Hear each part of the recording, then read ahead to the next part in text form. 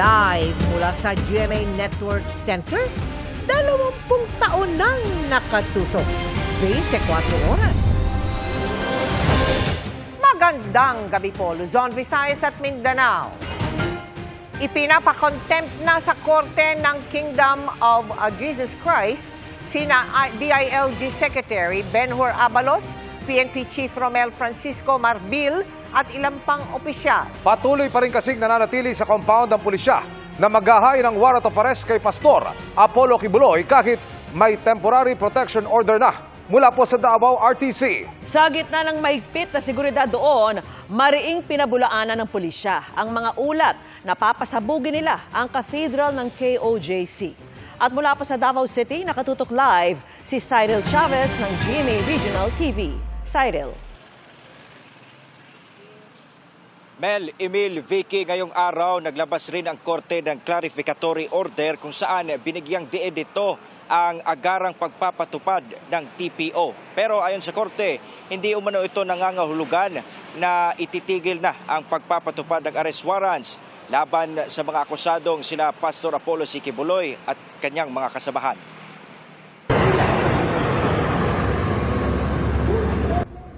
Sa kabila ng temporary protection order na inilabas ng Davao City Regional Trial Court, hindi nagpatinag ang pulisya at hindi umalis sa compound ng Kingdom of Jesus Christ.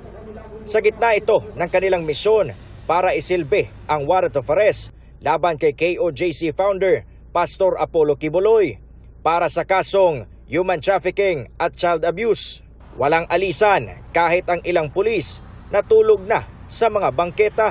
Ayon sa KOJC, bandang alas 7 ng umaga hanggang alas 9, nagsimula umano muli ang PNP sa paggamit ng kanilang ground-penetrating radar sa cathedral ng compound. Ito yung kagamitan na nakakadetect ng mga tunog, pati na tibok ng puso kahit sa ilalim ng lupa, na naging basihan kung bakit naniniwala ang PNP na nasa isang underground bunker sa loob ng compound si Kibuloy.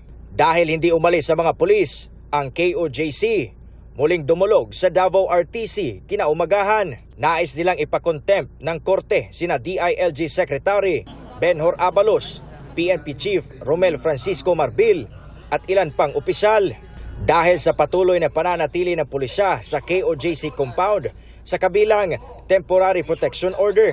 Ayon sa legal chief ng KOJC na si Attorney Israeli Tutorion, ito ang hakbang nila para mapaalis na ang presensya ng PNP sa loob ng KOJC compound. Ang essence lang dun is pinapakontempt ko po sila. Siguro hindi kaagad yun mag-grant kasi nga pero at least may grounds na kami, and if we will be able to present evidences later on, baka mag-grant. Sa ikalimang araw ng pagsisilbi ng arrest warrant, kasamang nakapasok sa loob ng KOJC compound ang GMA Regional TV at iba pang miyembro ng media. Pagpasok ng gate, mayroong mga tolda kung saan naroon ang ilang miyembro ng KOJC. Pinayagan silang makalabas-masok sa loob, kasunod ng utos ng korte sa pulisya na tanggalin ang lahat ng barikada na pumipigil sa akses ng mga miyembro. May ilang pulis na nagbabantay sa gilid ng cathedral.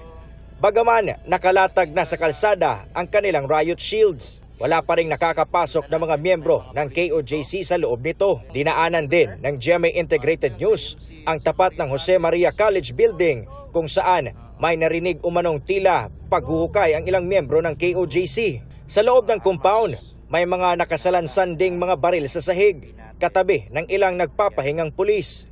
Habang nag-iikot ang mga miyembro ng media kasama ang ilang pulis, ilang miyembro ng KOJC ang humarang at hindi pumayag na makalusot ang media.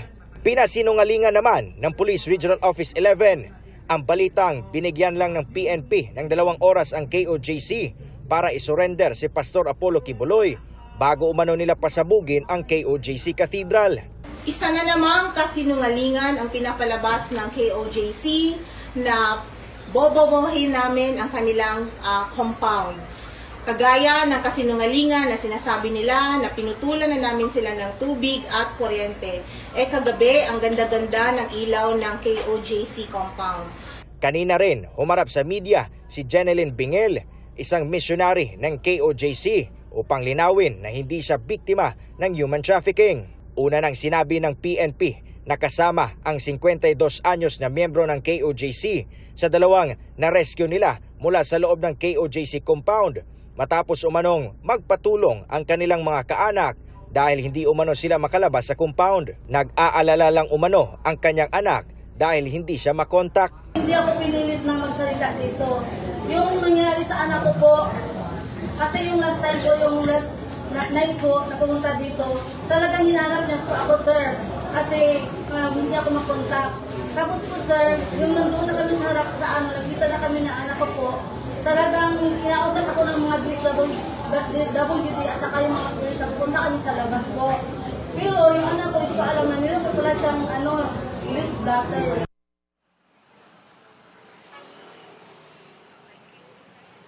Vicky, sa ngayon medyo humupa na ang tensyon sa pagitan ng dalawang grupo kung ihahalin tulad natin sa mga nagdaang araw. Ngayon, nais ng KOJC na mag-grant na ang kanilang ipinasa sa korte upang mapaalis na ang presensya ng pulisya sa loob ng compound na nakakaabala na umano sa kanilang araw-araw na pamumuhay. Vicky. Maraming salamat sa iyo, Cyril Chavez ng GMA Regional TV. Nanindigan ng DILG at PNP na hindi sila titigil sa paghuli kay Pastor Apollo Kibuloy sa kabila ng temporary protection order ng korte sa Davao City. Maghahain din daw ng motion for clarification ng kagawaran para linawin kung valid ang naturang utos at kung ano ang sakop nito. Nakatutok si Mariz Umali. Tuloy-tuloy lang daw ang paghahanap ng mga otoridad kay Pastor Apollo Kibuloy sa compound ng Kingdom of Jesus Christ sa Davao City, ayon kay DILG Secretary Benhur Abalos. Malinaw naman daw kasi ang sakop ng Temporary Protection Order o TPO na inilabas ng Davao City Regional Trial Court nitong Martes. Hindi ito TRO, nare-restrain kami. Wala sa order niya na titigil kami sa operasyon sa paghuli kay Kibuloy. Meaning, tuloy-tuloy pa rin ang paghuli ng PNP at paghanap kay Pastor Kibuloy. That is important. Sa inilabas na utos ng korte, sinasabihan ng PNP na itigil ang lahat ng hakbang na magiging banta sa kaligtasan at seguridad ng KOJC members. At pinatanggal din sa PNP ang lahat ng barikada at harang na pipigil sa kanilang paglabas-masok sa compound. Hindi po nakasaad doon na tayo po ay pinapaalis po sa loob po ng compound and much more para i-stop po yung ongoing implementation po ng warrant of arrest. So yan po yung interpretation po ng PNP. Kine-question din ni DILG Secretary Abalos ang inilabas na TPO ng Davao City RTC. Ang kaso raw kasi ni Kibuloy na child abuse ay nailipat na sa Quezon City kaya wala na sa Davao City. Tinukoy ni Abalos ang kautusan ng Supreme Court na may petsang May 28, 2024. The court further directed judges in Davao City and in other stations in Mindanao where future related cases involving Kibuloy and his co-accused may be filed to motu proprio order the transmittal of the records to the Office of the Clerk of Court of the RTC Quezon City and Metropolitan Trial Court Quezon City as the case may be. Naharap din si Kibuloy sa hiwalay na kasong human trafficking sa Pasig RTC. Ayon kay Secretary Abalos, nagpulong daw kaninang umaga ang kanilang legal team kasama ang Solicitor General para makapaghain sila ng motion for clarification. Una, kung valid daw ba ang inisyong temporary protection order ng Davao RTC? At pangalawa, kung valid man ito, ano raw ba ang sakop ng TPO? Sa ngayon naniniwala ang mga opisyal na nagtatago si Kibuloy sa loob ng KOJC compound, maaaring sa mga secret tunnel sa ilalim ng compound. Yan ang binabantayan natin dahil base sa information na po natin na itong tunnel po na ito ay tatagos hanggang doon sa kanyang hangar at yan po yung binabantayan natin. Para sa GMA Integrated News, Mariz Umali, nakatutok, 24 oras. Muling namerwisyo ang baha sa ilang lugar sa Metro Manila dahil sa mga pag-ulan na dulot po ng habagat. Sabi ng Pag-asa, posibleng magtuloy-tuloy ang masamang panahon sa mga susunod na araw. At nakatutok si Rafi Tima. Madilim pa lang hanggang pagsikat ng araw kanina. Perwisyo na ang baha sa ilang bahagi ng Quezon City dahil sa tuloy-tuloy na pag-ulan. Sa Araneta Avenue, kasama ng naipong tubig sa kalsada ang mga naglutangang basura. Pahirapan ang pagdaan lalo na ng mga bisikleta at motorsiklo, kaya ang ilan naglakad na lang sa baha. Mahirap po talaga, may pasok po ngayon eh. Kasi baha po kahit saan po daan ng baha eh. Ano nangyari sa motorsiklo nyo? Na tumirik po, malalim po eh. Mahirap. Lalim kasi doon ng tubig. Abot-abot dito. Problema rin ang baha sa lungsod ng Caloocan. Bukod sa mga apektadong residente, matumal din ang kita ng mga namamasadang tricycle at jeepney driver. Wala akong pasahero. Hindi ako makaka-bounder eh. Wala akong pakakain sa pamilya ko. Malaking kabawasan, no? Kulang po. Bandang alas 6 ng umaga, umabot sa critical level na 12.3 meters ang tubig sa Tolyahan River sa bahagi ng Tinejeros Bridge sa Malabon. Kaya bumaha rin sa paligid ng ilog. Sa Marikina City, maaga pa lang, naka-alerto na ang mga residente sa sitwasyon ng ilog. Lumakas kasi ang agos ng tubig at umabot sa mahigit 14 meters ang antas kanina. Minomonitor ko rin yung level ng tubig para kahit nasa trabaho ako, na-chat-chat ko yung misis ko na maghanda kung sakaling tumaas pa man. Bumaga din ang usad ng trapiko kaninang hapon sa bahagi ng Muntinlupa dahil sa baha. Ayon sa Pag-asa, southwest monsoon o hanging habagat ang nagdala ng mga pag-ulan sa Metro Manila at mga kalapit probinsya. Dahil dyan, nagsuspindi ang Malacanang ng klase sa lahat ng antas sa mga pampublikong paaralan sa Metro Manila ngayong araw, pati pasok sa trabaho sa mga opisina ng gobyerno. Nagdeklara rin ng class suspension ng ibang lokal na pamahalaan sa mga kalapit lugar. Ayon sa Pag-asa, posible pang magtagal ang maulang panahon hanggang sa weekend. In the next 3 to 5 days, posible pa rin po tayong makaranas ng mga paminsan-minsang pag-ulan na pwedeng magdulot ng mga pagbaha lalo na sa low-lying areas. Kung mag-uulan man, in the next 2 to 3 days dahil sa current habagat, ay hindi naman magiging kasing grabe ng paulan na dulot nga ng enhanced na habagat ng Bagyong Karina. Para sa GMA Integrated News, Rafi Tima nakatutok, 24 oras. Duda si Justice Secretary Crispin Remulla sa pahayag ng kapatid ni Alice Gone si Sheila na para makapuslit ay nagbangka sila hanggang sa Malaysia. Sa ngayon, pinakakasuhan na ng Justice Department si Sheila, pati ang negosyanteng si Cassandra Leong. Nakatutok si Salima Refran. So, hindi totoo na dito kayo pinanganak? Hindi po. Ako hindi. Okay.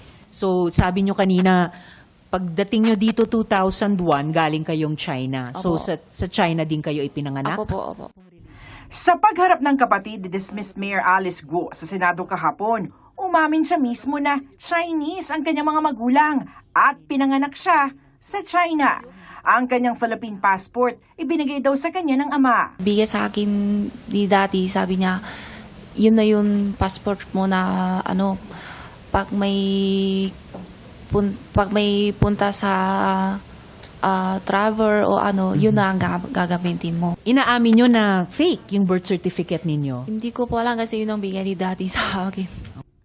Nang masukol sa Indonesia noong 1 linggo, nakuhanan pa sa Sheila Guo ng Chinese passport na may ibang pangalan, Zhang Mier. Kaya ngayon, pinakakasuhan si Sheila Guo ng Department of Justice ng paggamit ng false Philippine passport.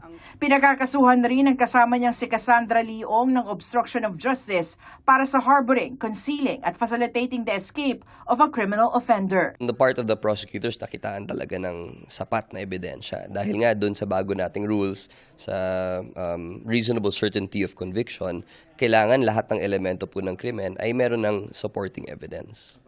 Tuloy ang investigasyon ng Department of Justice kung paano nakaalis si Alice Guo at kung sino mga tumulong sa kanilang magkakapatid. Dahil kulang-kulang ang kwento ni Sheila, duda si Justice Secretary Jesus Crispin Remulla sa sinabi nitong nagbangka sila hanggang sa makarating ng Malaysia. Marami siyang hindi ko alam. Parang hindi ako makakapaniwalang hindi niya alam. Kasi matagal na siya sa Pilipinas. Nakakabasa naman siya ng mga road sign kung nasaan sila. Sanay sa lifestyle na maganda yun eh. Di ba? Hindi kaya. Fishing boat pa. 3 araw sa fishing boat. Saan siya matutulog dun? Sa pagdinig kahapon, sinabi ni Senador Risa Ontiveros na meron siyang impormasyon na nanuhol umano ang magkakapatid ng malaking halaga para makapuslit palabas ng bansa. Ang ulat ay 200 million pesos ang ibinayad, ginastos ng Guo family para lang patakasin sina Alice. Iimbestigahan ito ng DOJ. Hindi ko talaga alam kung paano nangyari ito. Ngunit marahil para makakilos ng ganong kabilis at ganong kaaga na hindi napansin, gumastos talaga itong mga taong ito.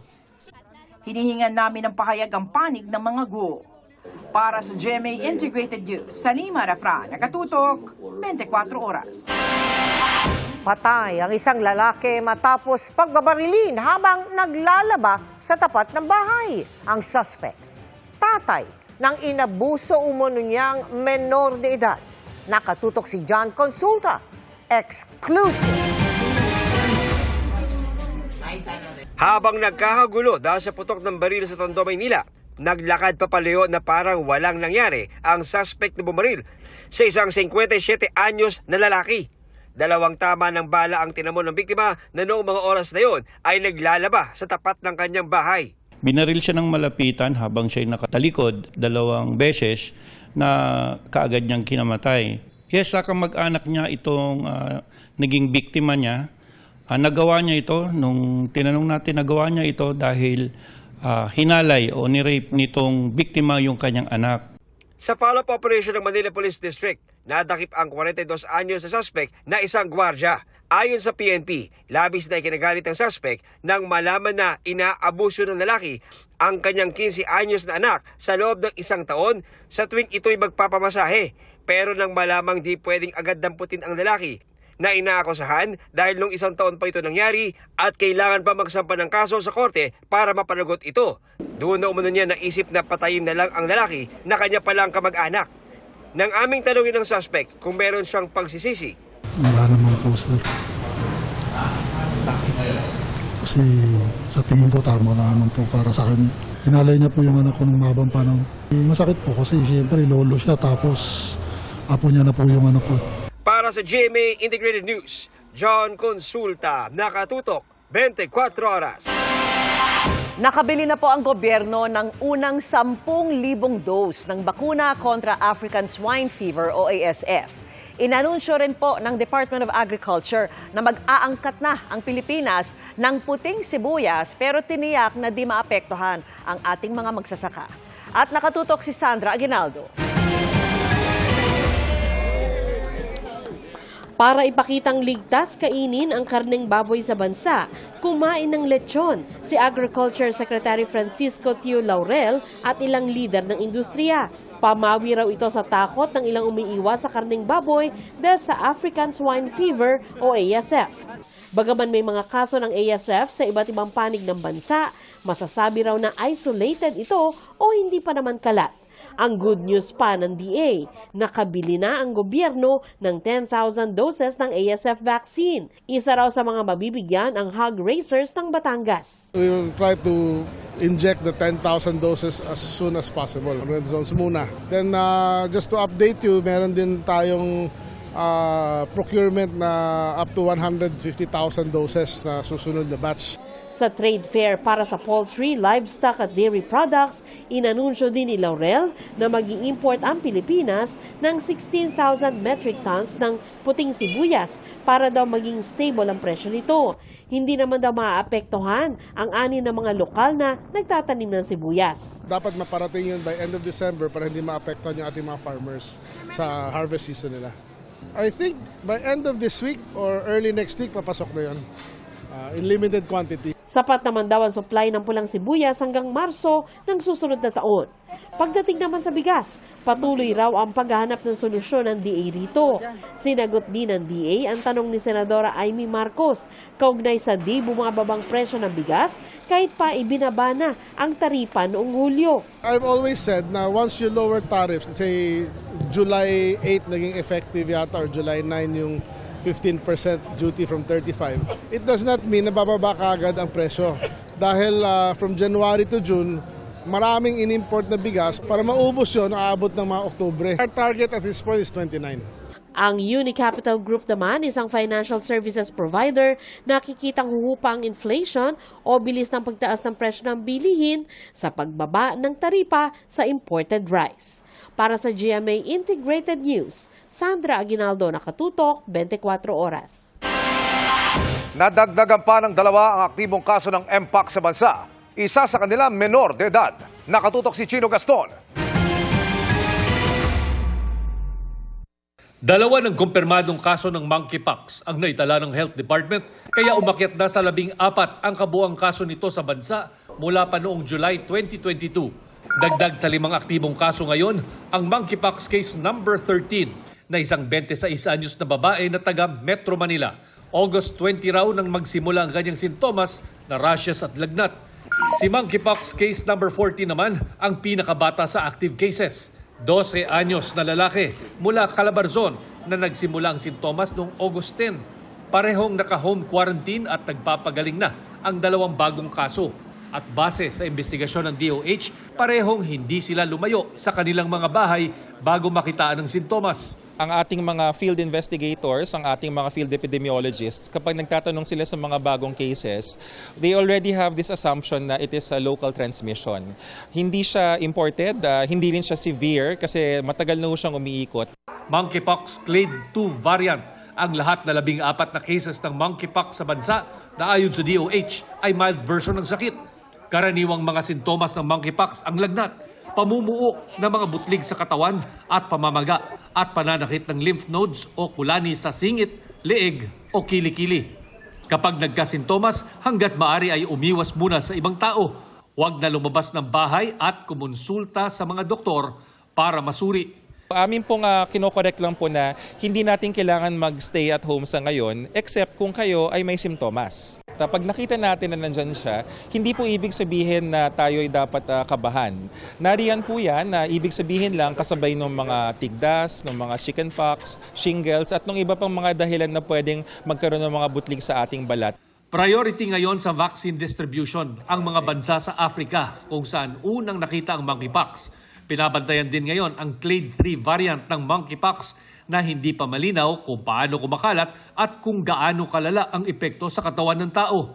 Ayon sa DOH, para makaiwas na mahawaan ng monkeypox, umiwas sa close contact o pagdikit sa ibang mga tao, magsuot ng long sleeves at pantalon sa halip na shorts o palda, maghugas palagi ng kamay gamit ang sabon o gumamit ng alcohol at hand sanitizer. At sa mga propesyon na kailangan ng close contact sa tao, gaya ng mga barbero, mabutihin ng magsuot ng face mask. Para sa GMA Integrated News, Chino Gaston Nakatutok, 24 oras. Happy midweek, chikahan mga kapuso! Marami ang kinikilig sa magical Hong Kong trip ni na Shining Inheritance star Kate Valdez at Japanese personality na si Fumiya Sankay. Ano na nga ba ang real score sa pagitan ng dalawa? Alamin sa chika ni Lars Santiago. Bakas sa masayang mukha at maningning na mata ni Kate Valdez ang kaligayahan nang mapag-usapan namin ang Japanese personality at singer na si Fumiya Sankay. Maraming netizens ang naging curious at nagtanong kung ano ang mayroon kina Kate at Fumiya nang lumabas ang kanilang larawan na magkasama sa Hong Kong noong nakaraang linggo. Sa caption kasi ni Kate sa isang post, nagpapasalamat siya kay Fumiya for making her birthday magical. Kitang-kita rin ng netizens ang chemistry ng dalawa sa TikTok collabs. Actually, yung trip na yun, it was a gift for me from him. Gusto niyang i-spend yung special day ko with me. So, tinanong niya kung ano yung gusto ko and then I told him na parang gusto kong ma-experience yung Disneyland. Puring-puri ni Kate ang kabaitan ni Fumiya. Sobra po, Tito Lar. Parang I'm very at peace when I'm with him and I feel like parang kahit na may problema, parang he's there always talaga. Kayo na? Tito Lar, sobrang happy kami sa isa't isa, sa presence ng isa't isa. So, are you in love? Yes. Sobra. And I'm happy and I'm grateful for him. Pero paano nga ba nagkakilala ang dalawa? Mga friends, ganyan. Tapos attending sa events. Kasi now he's an artist na. He's making songs, music, ganyan. So, umattend ako and then I met him and then yun. Talay-talay na po. Sa ngayon, masaya si Kate sa lahat ng aspeto ng kanyang buhay, lalo't bukod sa love life. Ipalalabas na ang Shining Inheritance sa September 9. Sobrang excited na po ako, Tito Lar. And medyo kinakabahan ng very light lang naman. Pero masaya ako na finally makikita na ng mga kapuso natin ang pinaghirapan namin. Lar Santiago, updated sa showbiz happenings.